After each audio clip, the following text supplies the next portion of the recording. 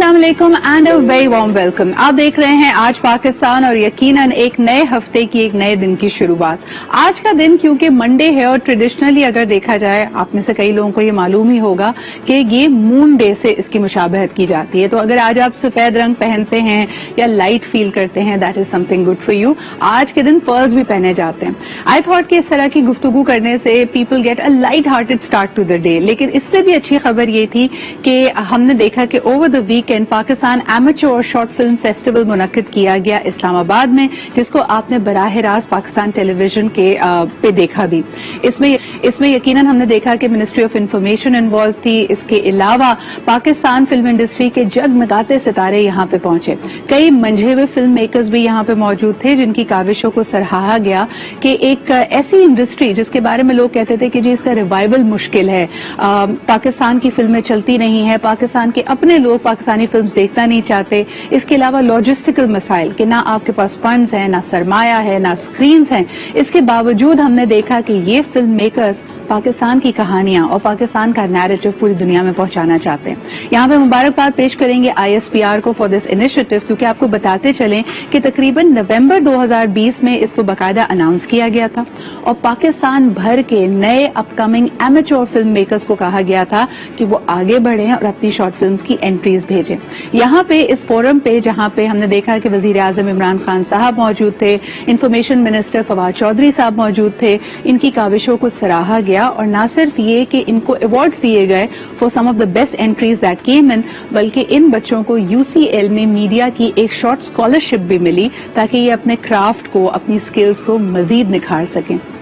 I think Pakistan really needs to have a strong footing. जब हम narrative की बात करते हैं, जब हम अपनी कहानियां सुनाना बंद कर देते हैं, जब अपना वर्जन दुनिया के सामने नहीं रखते, तो बड़ा आसान होता है for somebody else to take up it.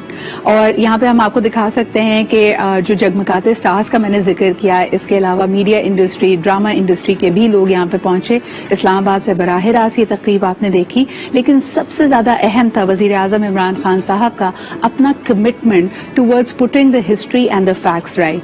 उन्होंने इस तकरीब में बाकायदा कहा कि अगर हम 80 की 90 की दिहाई देखें तो यकीनन पाकिस्तान फिल्म इंडस्ट्री एक तरह से तनज़्ज़ुली की तरफ जा रही थी और Indian way of story telling हम पे हावी होता चला गया। तो उन्होंने कहा, उन्होंने बाकायदा इस चीज में इंटरेस्ट लिया। मुस्लिम और इस्लामिक हिस्ट्री के हवाले से उन्होंने कहा कि तुर्की में प्रेसिडेंट अर्दोगान से उन्होंने बाकायदा खुद कहा कि हम अर्तुगरुल सीरीज यहाँ लाना चाहते हैं ताकि हमारे लोगों की भी आगही हमारी हिस्ट्री, मुस्लिम हिस्ट्री के हवाले से हो, सल्तनत उस्मानिया के हवाले से हो। एंड यकीनन इसका एक इम्पैक्ट आप देख सकते हैं। इसके अलावा उन्होंने क्या बातें कही, उनको क्यों लगता है कि वॉर अगेंस्ट टेरर में और आज जबकि 5G वॉर का जमाना है तो और मीडिया के सरहदों पे ये जंग किस तरह लड़ी जाए। आइए आपको दिखाते हैं उनकी उनकी स्पीच, उनकी खिताब की कुछ झलकियां। वॉर ऑन टेरर में हमने शिरकत कर रहे थे तो हमें दुनिया बुरा भला भी कह रही थी, हम उनके लिए जंग भी लड़ रहे थे अमेरिका के लिए, हालांकि हमारा कोई जरूरत नहीं थी उनकी जंग में शिरकत करने की। जब पाकिस्तान के ऊपर उन्होंने कहा कि द मोस्ट डेंजरस प्लेस और यहाँ फंडामेंटलिस्ट है और यहाँ एक्सट्रीमिस्ट है, तो हमारे अंदर एक डिफेंसिव चीज निकली कि जी पाकिस्तान का सॉफ्ट इमेज अगर हम प्रमोट करेंगे तो दुनिया कहेगी ये तो बड़ा जबरदस्त मुल्क है। हमारी जो सॉफ्ट इमेज होता है वो खुददारी से आता है, सेल्फ बिलीफ से आता है। दुनिया उसकी इज्जत करती है जो पहले अपनी इज्जत करता है। जिसमें एहसास है कमतरी, जिसमें सेल्फ एस्टीम नहीं है, अपने से शर्म आती है, दुनिया उसकी इज्जत नहीं करती। अगर हमने अपना सॉफ्ट इमेज प्रमोट करना है तो पाकिस्तानियत प्रमोट करें, वो है सॉफ्ट इमेज आपका। जी जनाब, और ये सॉफ्ट इमेज आगे ही से आगे बढ़ता है। यानी जब हमारे माशरे में शऊर आगे बढ़ेगा और कई ऐसे इश्यूज जो शायद हमारी रोजमर्रा की जिंदगी की चहल पहल की वजह से बैक बर्नर पे चले जाते हैं, उनको भी फोर फ्रंट पे लाना होगा। आइए आपको दिखाते हैं over the weekend Pakistan rangers Sindh, anti narcotics force और सिंध पुलिस की जानिब से दुनिया भर में मनाया जाने वाला इंतसादे दिन बराए आलमी यौम इंसदादे मनशियात और गैर قانونی ترسیل منشیات کے حوالے سے جو غیر قانونی کارروائیاں ہوتی ہیں اس کی آگہی کو فروغ دینے کے لیے ایک ونٹیج کار ریلی، اس کے علاوہ ایک سائیکل ریلی کا انعقاد کیا گیا. اس کے علاوہ گلشن اقبال میں اس کے حوالے سے ایک واک بھی ہوئی. جب یوتھ اور لوگ باہر نکلتے ہیں، جب آپ معاشرے کی ان ایسوسیشنز کو، ان کمیونٹیز کو موبلائز کرتے ہیں تو یقیناً ایک اہم بات کے بارے میں بات کی جا سکتی ہے. اچھا، ہم نے کیونکہ منشیات کے حوالے سے کئی پروگرامز کیے ہیں اینٹی نارکوٹکس ڈپارٹمنٹ کے ساتھ مل کر، تو آپ کو بتاتے چلیں کہ پاکستان انفارچونیٹلی ایک ایسے ہب ٹریڈ روٹ پر ہے جو دنیا کا سب سے اہم روٹ منشیات کا خیال کیا جاتا ہے. تو ہماری اینٹی نارکوٹکس فورس نہ صرف پاکستان کے لیے بلکہ پوری دنیا کے لیے خدمت سر انجام دیتی ہے جب اس کو وہ ناکام بناتی ہے، ناکارہ بناتی ہے.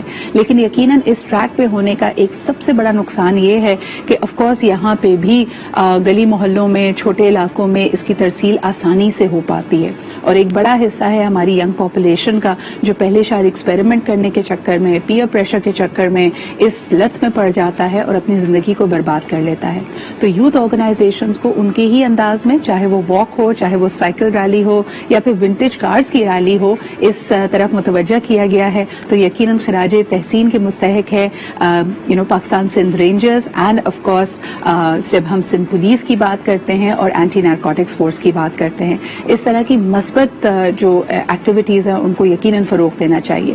ایک چھوٹا سا بریک لیتے ہیں، واپس آتے ہیں، ذرا خطے کی صورتحال پہ نظر ڈالیں گے. آپ نے دیکھا کہ خطے میں کشیدگی بڑھ رہی ہے. جب ہم افغانستان میں ایک سسٹینیبل امن پسندی کی بات کرتے ہیں، سسٹینیبل پیس پروسیس کی بات کرتے ہیں، یہ ابھی بھی کافی مرکی واٹرز ہیں.